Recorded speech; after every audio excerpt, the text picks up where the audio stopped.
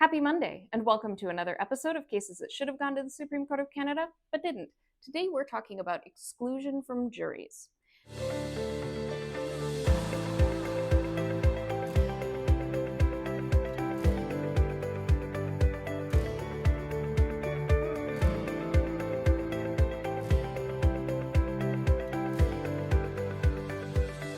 Cases that should have gone to the Supreme Court of Canada, but didn't.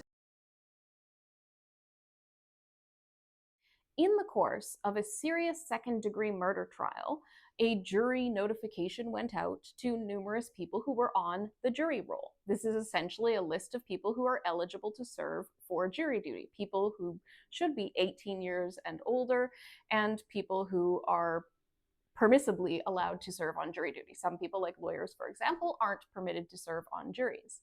Unfortunately, in the context of the jury roll in this case, inadvertently, due to a clerical error, people who were 18 years old were excluded from consideration. So there was a whole swath of potential jurors who did not get notified about their potential service on a jury as a result of this error. The individual who was ultimately convicted of the murder offense argued that his trial was unfair because the jury was not properly constituted. Because the jury roll did not include all potential eligible members who could serve on a jury, the jury roll was an improper jury roll, and he didn't have a fair jury trial because the jury was no longer chosen from the correct group of his peers who would judge the case. The court dismissed this, determining that this was not a significant issue that could have affected the outcome or constituted a miscarriage of justice, and the Supreme Court of Canada denied leave. But this case does raise important issues, and it does engage the principles of a potential miscarriage of justice. If this error is permitted to stand in excluding people from juries, what other errors are going to be permitted to stand in excluding people from juries?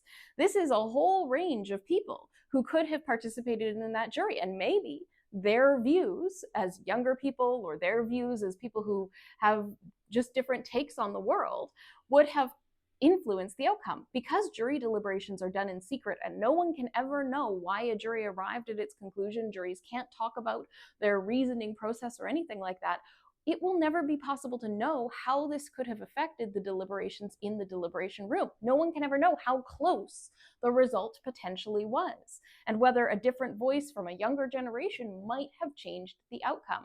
That's the whole point of having these miscarriage of justice provisions. That's the whole point of recognizing that the process is sometimes as important as what actually happens evidence-wise. And the process in this case is unfair. It's almost unusual to see a decision like this, denying leave on an important case like this, when the Supreme Court of Canada put such significant weight very recently on the process around electing your language rights in court. Unfortunately, the Supreme Court of Canada, I think, really failed to see the way that this case is emblematic of potential future issues, and the way that this case could prevent future issues that result in miscarriages of justice. Unfortunately, the Supreme Court of Canada will probably not get another opportunity to hear a case like this because these errors are rare, and it's even more rare to discover the rare errors when they occur. Cases that should have gone to the Supreme Court of Canada, but didn't. Thank you for tuning in to another episode of Cases That Should Have Gone to the Supreme Court of Canada, but didn't. I'm Kyla Lee at Acumen Law Corporation. Thank you to Brazen Bull Creative for putting together these videos. Please like, subscribe, and share with your friends.